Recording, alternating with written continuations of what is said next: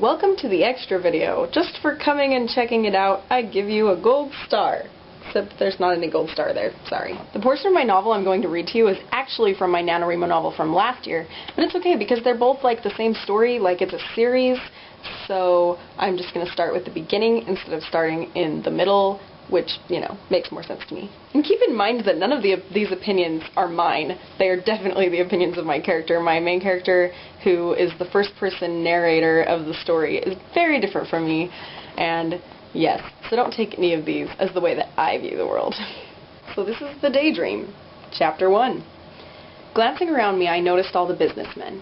Their suits in a state of perfect crispness, their hair impossibly rigid. This was the world I longed for. This was why I was here.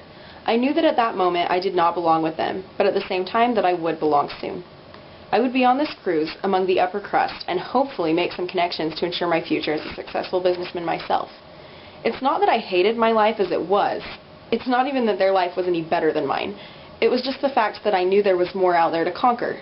That money was an all-encompassing power in the world, and that I wanted more of it. I've never really understood what was so wrong with Ebenezer Scrooge, as he is at the beginning of A Christmas Carol. Sure, he was heartless and driven by money, but when you really look into it, who isn't? Can you honestly tell me that if you had a larger amount of money than you presently do, that you'd be more likely to share it with the poor? No. I bet about 85% of people would just find something else to spend it on. Maybe I'm a skeptic. Maybe I'm just another bah humbug like Scrooge, but there it is. As a child, my mother always taught me that money makes the world go round, and I've taken that to heart. It doesn't matter how many dreams I have, or how much potential there is within me. Just because I live in the land of opportunity does not mean that I will get to do whatever I want with my life. To fulfill any of my ambitions, I first must obtain the green, the power, that root of all evil itself, money.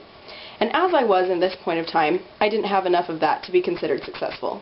So there's kind of a really quick first taste of my main character, and now this is going to be later in the book, chapter 2-ish.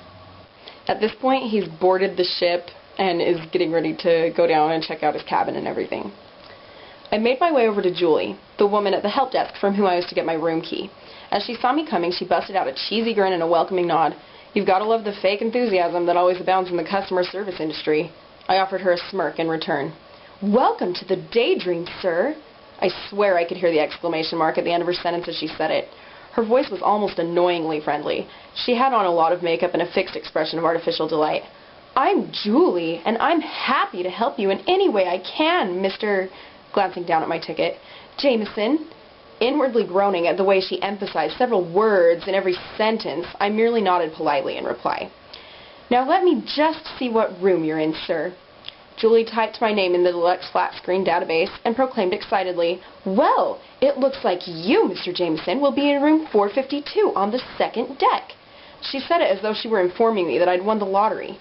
Reaching into a file below her, she pulled out a plastic card with the ship's logo and the words, Room 452, printed on it. She handed the card to me and happily stated, Here is your room key. If you have any problems with it, just let me know. You will find in your room a pamphlet with information on how to contact our help desks and other important services which you might need. Here's a map of all the decks on our ship. The door to my left will lead you down to the lower decks. She flashed me one more ecstatic grin as I took the map from her and walked away from the desk. Enjoy your stay, Julie called to my retreating back. I waved my arm half-heartedly in thanks and to show her that I'd heard. People like her always exhausted me. It was like just watching their forced energy made me feel like I'd simultaneously run a marathon and gone several days without sleep. Anyway, so there's a really quick, super brief glimpse into my NaNoWriMo masterpiece. Let me know what you think in the comments.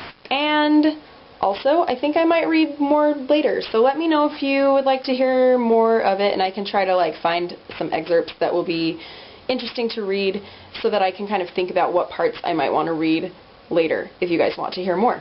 So yeah, comment. Okay, bye.